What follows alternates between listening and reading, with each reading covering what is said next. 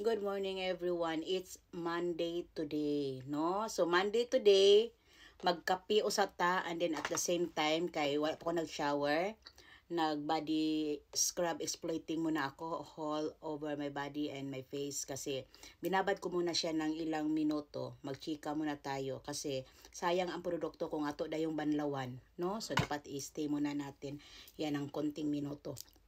At habang nagsuscroll naman ako sa aking YouTube at sa mga social media ko, Facebook, no?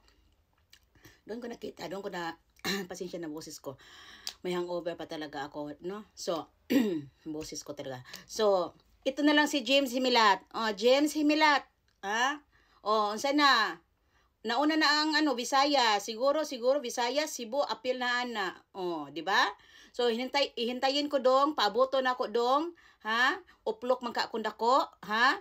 Akong paaboton karong adlaw, hintay ko ngayong araw na to ang feedback ng mga taga Visayas, especially sa taga Cebu kung unsa ang bugas nga gipamudmo dinha nga tag 20 pesos ang per kilo, ha? Oh. So karon para dili gyud nato makuan kay on the first pa lang, ha? Si BBM. Gianawon sa una ni BBM habang nangampanya sa una nga dunay 20 kilo na bugas, tulo na lang katuig ang nilabay. Naabay 20 kilo nga bugas nga ni gawas wala. Karon na pod kay nag-election man, kipagawas na gyud nila ang ilang bugas katag 20 kilo. Pero unsa man, pabuto na nako ha kung humot ba na og kung gwapa ba ng bugas ha nga ipakaon sa mga tao kay mga tao ang mukaon dili mga hayop. Ha? No? So, paabuto na nako, antayin na nako. Oh. Pero alam niyo everyone, sa totoo lang, no? Ako lang good everyone. Ito na lang good ang akin everyone. You like me or not, I don't care. But don't vote Gwen Garcia. No? Dapat iyan na lang ipang-share sa uban nila ni Pambari 4, kay mas bata kaysa sa iya. O kung nila Usmenia ba, ha? Dapat agto na dito. Dili na siya kay sus. Basta lang nila ko ganahan niya. Sa una ganahan ko siya mga fashion, nagpalo ko niya. Pero sa mga nahitabo karon nga murag dublikara kaayo siya, magdili na gyud angay everyone. Dili na gyud. No? So, kung tanaw na gyud nako, tanatong tanan everyone, ito nang imulat ang atong mga mata. Kay sa una ug ang karon lahi ra kaayo, pwede na nilang abi ninyo no, sa totoo lang kayong mga politiko no, pwede ninyong linlangon ang mga tao sa una. Kaya karon wala pa mga kamera, wala pa social media, dili pa masyadong chismoso at chismosa ang mga tao, no? Karon ang tanang mga tao, ha? Mga kuana, dili lang sa una nga didto ra ta makadungog og balita sa radyo og sa TV. Karon bisag asa pwede ta makitag balita, no? Kay tungod ang mga tao karon mga piling social newscaster na, mga chismosa na kaayo, at isa pa kay mga politiko mawaw unta ni sila no, kanalabi na kanang hatag-hatag og ayuda no, magpaipal-ipal no, dili kin kaming mga Pilipino ang mga tao, dili na kami mga tao, dili mi kailangan pag ipal-ipalan anang ayuda kay kanang ayuda ipanghatag sa anang mga politiko gikan ra pud sa kaban sa bayan, ha? Ha? Ako nadunggan na nako ha sa isa ka mga nila Inday Sara nga nag-speech sila Inday Sara karon si Inday Sara talagang she's very stand strong talaga. Lintik lang talaga ang lintik lang talaga ang may lintik talaga. So, ngayon dito lang tayo sa bigas. Kay kani si Himilat, grabe gyud siya, no? Gitawag ko niya uplok, ang kuno ko, nga ako kuno fake news kuno ko, ano kuno ko, unsa diyang gisulti din nako. Ako nang paaboton. Sige magpaabot ko. Ha? Magpaabot ko. Ha? Pero timan-in ni ha mga taga Sugboanon. Kanang bugasa pangampanya ra na kay dili na forever nga gipagawas.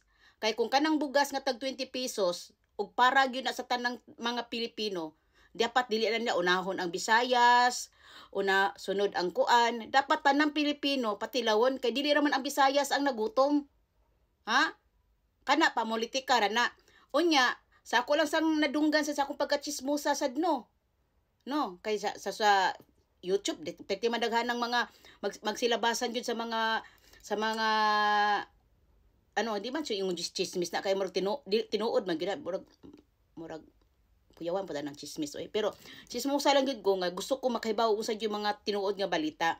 No, si pero mao gyud tinuod. Dili na ingon jud nga kanang tumo lang nga istorya kay nanggawas man gyud na sa mga balita nga dunay bugas o tinuod man gyud dunay bugas nga 20 pesos nga moabot nga per kilo, pero sa usa ka pamilya ko no, sa napo ra ka kilo ang pwede kay limited ra daw ning bugasa. So it means kanang bugasa temporary ra gyud na nga pangpaipa lang gyud sa mga tawo.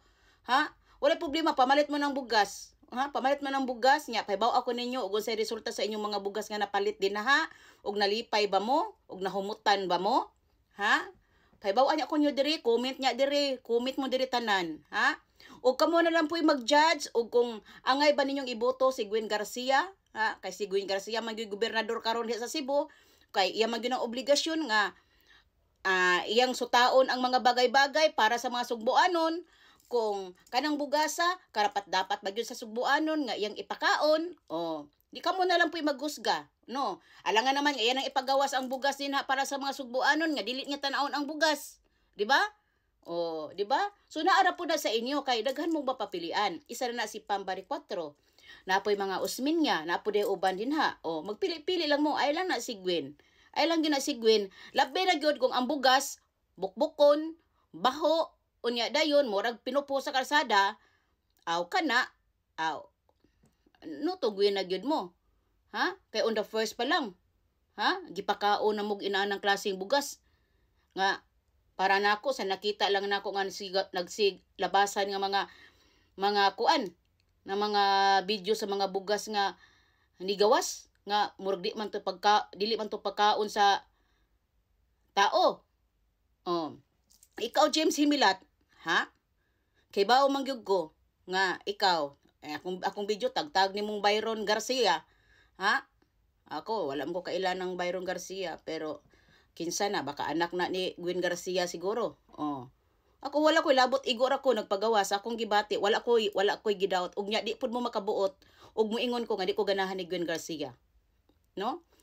Isa pasad, di mo magbuot, bisag di mi amigang Gwen Garcia, wala ko kailan ni Gwen Garcia, wala pa na ko na-miss si Gwen Garcia, pero sa panghitabo karon, murag dili gyud nakakatuwa.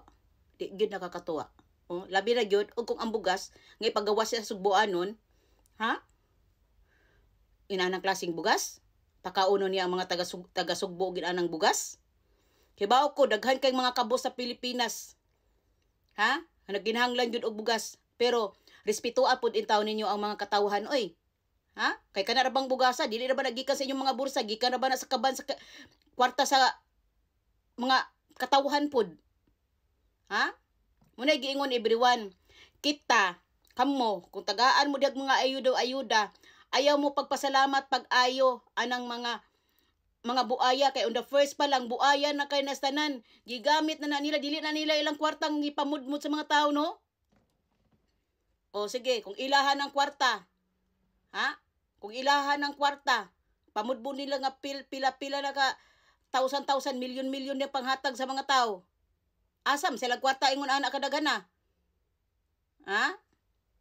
Pananaw ko mo. Pag-search mo sa YouTube, paminaw mo ngadto sa mga nagbalita, paminaw mo ug unsa. Ha? Paminaw mo. Muna kita ay mo pagpadaan ng ipal-ipal anang kanang mga gobernador, kanang mga presidente nato din ha, kanang mga congressman, mga senador, kana sila mga trabahante ra na sa bansa nato kag gisulduhan ra pud na sila para natong tanan. Mao na nga kita do natay katungod nga mamili og si kinsa ang atong butuhan. Ha? Kanang tawo nga dunay kasing-kasing maluoy nato nga ditapakan-on og bugas nga murag pinupuho sa karsada. Ha? Mao na pilion nato. Ha? Vote Street PDP laban. Ha? Protect ninyo si Inday Sara Duterte. Ha? Wala na ta magkinahanglan og Marcos sa atong bansa. Nagkinahanglan tag Duterte. Mauna. Ha? Kamu taga Cebu, pamilya mo diha. Cancel sana si Madam Gwen. Kay murag pag mangampanya si Madam Gwen, murag ikutasan na yun si Madam Gwen Garcia. Nakita na ko katong na Toledo. Murag yun siya gikutasan pag-ayo. Murag kita na lang yung babalaka. Muna kailangan na yun niya mag-relax. Magpahoy, hatag na sa lain Madam Gwen. Ha? Hatag na si Inday Pam bari 4 na ang butuhin na or nay mga usmin niya din na butuhin na ninyo.